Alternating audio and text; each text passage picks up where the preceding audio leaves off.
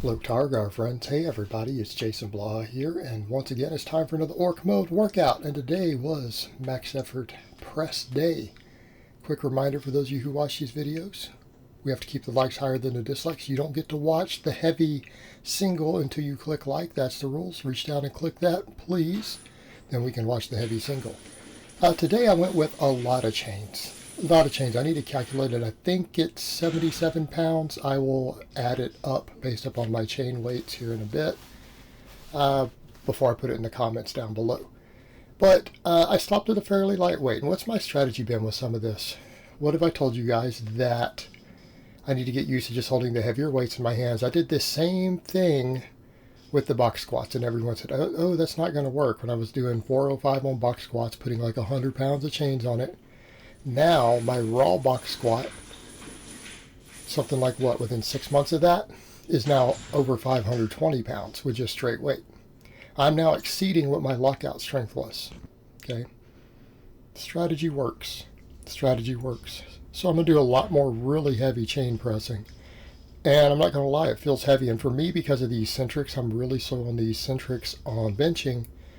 It took so much out of me on the way down. It's like, man, just starting with that heavy weight at the top, controlling it, the heavier weight, feels like I've got the same amount of weight all the way on the bar, right? It just feels like I did a single with that much weight. And it's because I'm bleeding energy on that eccentric. And I've got to learn used to control that. I've got to learn to let it come down faster. The chains are going to help me a lot with my benching in general, and to get used to holding the heavier weights in my hands. And just like I did with the squatting, because my squatting is still going up. People are like, when's your squat going to stop? It's not. All the strategies that we use to keep building my squat, we're now going to use on the bench. You know, just like I use hypertrophy exercises to build my squat muscles, and I just do all these different chain singles and stuff. We're going to do the same thing now with the bench. I'm going to take the most effective exercises for all my bench muscles with a higher focus on the weak links, and we're going to get as strong as possible on them. And then we're going to do supplemental work to get them stronger. So for me, that's weighted dips, right? Weighted dips just crush my pecs. Like I can say at the end of doing these sets of weighted dips today, my pecs and my front delts were absolutely devastated. Before I could even do my floor pressing, I had to lay there for about 10 minutes putting the massager on my pecs, my front delts, my electric massager, before I could even bench or floor press. So we're going to hit these things, going to hypertrophy these muscles. We're going to do all the heavy chain benching. I'll do some with bands and stuff too. Same strategies we've used with conjugate type stuff to build the squat, which is still working. We're going to now address my bench, my weakest muscle. And we're doing all the forearm and grip training. Why? Because that is a factor for me. I feel like my forearms feel very fatigued on heavy pressing these days. They're a weak link. Other people said, yeah, from a size perspective, they're holding you back. So we're going to put a heavy, heavy, massive focus on my forearms, which I've been doing for over a week. And they're fatigued all the time. I may take today off from them just so I can deadlift tomorrow. I think I will, because I've been hitting them every day. Multiple different angles, tons of volume, 2 different forms of grip work. And these were tough today, but because I did these as a first exercise after benching, I got all my reps, and on the final set I managed to get 11. We managed to get 11. All right, that's a good sign. That's a real good sign, because if I can get to like 12, it's time to bump weight again. So we're going to build everything up. And people are saying, well, what about your extra front delt work? I'm not worried about it. This hits my front delts. All the floor pressing, close grip pressing, all of it's a closer grip. It lights my front delts up. They're good. And then we're doing all the side delt work. Since I'm doing like 15 sets of side raises every week to failure, all my extra delt work's covered. My shoulders are going to grow. They're going to grow pretty quick, I think. So we need to mainly, all this stuff, we need to focus on pecs, triceps, and obviously front delts are getting a pretty high priority, but look at the lifts I'm doing. All right, all of it's going to grow. Even though I feel like my delts could be a weak link on my bench. Honestly, that press just now today with all the chains, I felt pecs. Felt pecs a lot. So the dips are going to address that. And the floor press, I'm going over to floor press too. Why? Because I'm going to switch to the axle bar. We know the floor press is a better overall chest exercise even than the close grip. There's some good data on it. It's easier on your shoulder joints. And it'll let me use a slightly lighter weight for the same amount of benefit. Because I'm doing so much heavy work, guys, that I've got to think in terms of stimulus to fatigue ratios on all these exercises. Just like we do on the lower body, we've got to do it for these big upper body lifts. The dips are hard. When you're doing 5x10 on weighted dips, limit sets, it's tough. Got to be careful with my recovery, and I'm going to need another axle bar lift. So I wanted to get these in today because hopefully I have my axle bar, well, all goes as planned, by next time we do this. So I'm going to switch to the axle bar floor press. Again, work on my forearms. But in order to make sure I stay used to the smaller bar, we're going to do the heavy work with the small bar, and I'm going to use a lot of chain so that my hands get used to having a weight possibly heavier than I can max on in them. And just build it all up. All right. All this stuff that we've been seeing happen with the squat. And then to some extent the deadlift. But that's been mainly to going back to mixed grip. We're going to see now apply to the bench. All the efforts I've put in this year into my squatting, because my squat is up like 80 pounds. If we were to go off box squat max, 80 pounds from the 1 rep max. But even my back squat, since the last time I tested it before doing all this box squatting and other stuff, is still up at least 50 pounds. Okay, and everything's still climbing. I'm going to put more on it. But 2020, we're going to get that squat as close as we can to 600. I'm going to get this bench up. Now, I don't have a set number of what the bench is going to be at. I feel like when I address my weak links, it'll be where it's going to be. I don't want to set limits like that on an exercise I'm struggling with, because you can actually hurt your results. A lot of people don't understand that. Well, they're like, what do you mean? Because if you don't, why should we set realistic goals? How about I set an unrealistic goal? People say, why don't you set a goal? Well, I need to set a goal that would be borderline impossible. Why? Because then I won't shortchange myself. I don't know, 500 pounds, right? A lift that I will never bench press in my entire life, probably, no matter how many drugs I were to put into my body. So people always want me to set a goal. Okay, my goal is 500 pounds. 500. Why? Because it's impossible for me. I don't think my structure would allow for it. Therefore, that's a worthy goal.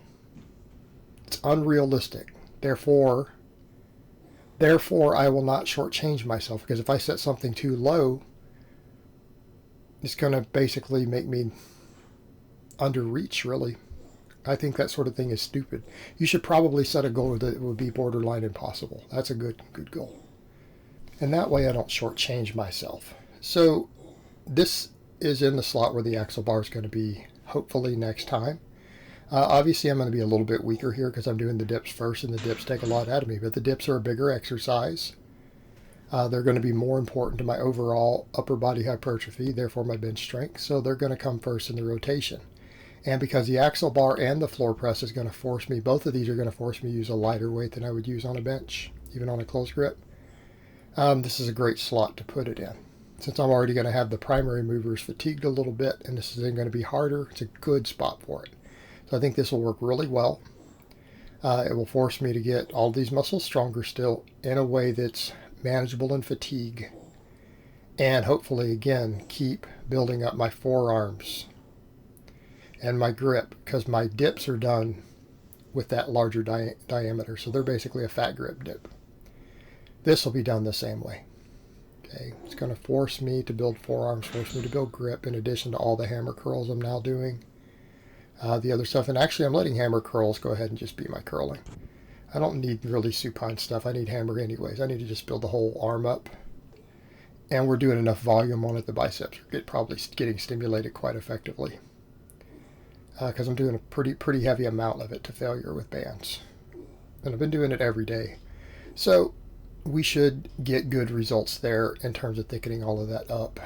But that also carries over to the forearm. So for people who have been asking, it's basically I'm doing 3 sets to failure with behind the back wrist curls, like with a barbell. Doing like 3 sets to failure with band hammer curls. And by failure, I mean like 20 to 40 reps with the bands. And that's done every day, in addition to all the other work. So I have captains of crush grippers that I use, and then I have my pinch blocks. And I've gone over to my biggest pinch block and try to just do at least one hold every day with that. Most days I'm trying to do like 3 sets of 10 with a captain and a crush gripper. And when I get proficient at that, I'll go up to my next gripper up, the one I'm using. So we're doing all of that, and then we're going to do all the axle bar work. So obviously the dips with the bigger grip, I'm going to do the floor press with it. I will try to start doing my rows with it. I feel like my back development is on point enough that if I'm forced to use a lighter weight on the rows, I don't think it's going to hurt me. Because I have lats. My back's my most developed body part, everyone agrees. My back grows easy. I'm still doing plenty of rows, good mornings, all that stuff. It's not going to be an issue. I'm not worried about it. So then we can put the priority on just my forearms and grips, because that's holding me back a lot in my benching, in addition to things like pecs and triceps and everything else. And then we finish all that off, right? What do we do at the end? 5 sets of tricep extensions to failure, 5 sets of lateral raises to failure. And I had someone ask me about the chains. Do they have any advantage over the dumbbells? Yeah, they cost less, they're easier to store, they're more versatile. The way I'm doing the laterals, obviously the chains are no different from a dumbbell, because I'm not really unloading the chains at the bottom. I'm leaving them in the positions I bench and everything with. I don't want to uncoil them. Now, we could argue that if we were going down lower with the chains extended further, there might be some advantage, but here's the thing. Side delts don't get worked at the very bottom of a lateral. So what I'm doing here with these, I'm not worried about it. I'm not worried about trying to unload the chains, because I'm mainly concerned with the side delt and the traps, although this is still working the front and rear delt. That's what I'm concerned with. And then if I hold them into that position, when I hit failure, I hit failure. Because a lot of times we end up rest pausing stuff, and I'm doing a lot of volume. It's not necessary for me to try to rest pause my final rep on a small exercise that I'm doing 5 sets of 3 times a week. It's just not necessary. Failures is more than adequate for maximum stimulation, and that way it's easy to tell when I hit failure. Right? Well, I just can't lift the next rep. It's done. Pretty straightforward. And we've done plenty of videos explaining why I do the extensions this way. This makes sure that I work the long head of my tricep, which isn't getting fully as worked on the other movements, right? It's being neglected. And even though we know the other 2 heads are more important for benching, I need my whole tricep to grow, right? We just need the entire tricep to get as big as possible and do as much volume as possible without getting tendonitis. This exercise fits the bill. It fits the bill, and it's going to make sure I get full tricep development.